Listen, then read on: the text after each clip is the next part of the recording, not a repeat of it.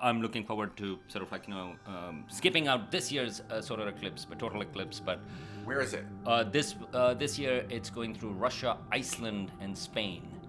But next year it's going to be in 2027, and it's going to go over the northern coast of Africa and into Saudi Arabia and Yemen as well. I'm going to throw the NEPM folks under the bus to say, I pitched like a year ago, let's do it, and join NEPM, Monty Belmonte, and Mr. Universe Salman Hamid in Tunisia, support your local public radio station and view this solar eclipse. So if you're listening to this, it's not too late to make that happen. But yes, and it's going to be long because the one here was only, I think, 2 minutes or so. But this one, the longest duration, I think it's in Egypt, it's around over 6 minutes.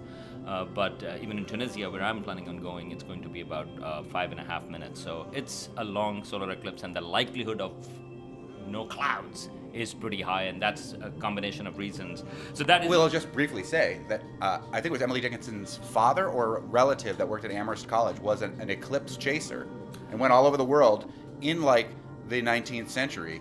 And every time he went to where those eclipses were, it was cloudy. He never got to actually experience it. No, it is. It's a much more sordid tale, which we'll come back to it at another point. But it was a professor at Amherst College who was an astronomer who was having an affair with somebody else, but his wife was the person who edited Emily Dickinson's poetry and so on and so forth. But it's a fascinating tale. So don't be distracted by that. Or his wife was the one who did the editing. But solar eclipses, as you might have experienced, that when it happens, it's only a couple of minutes, but already you can feel the difference.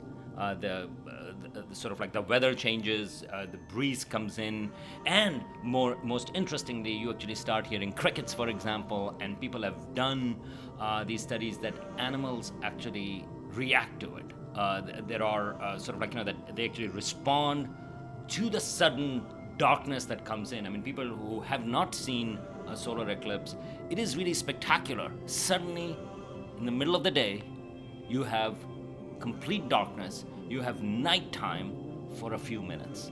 And we know animals respond to that.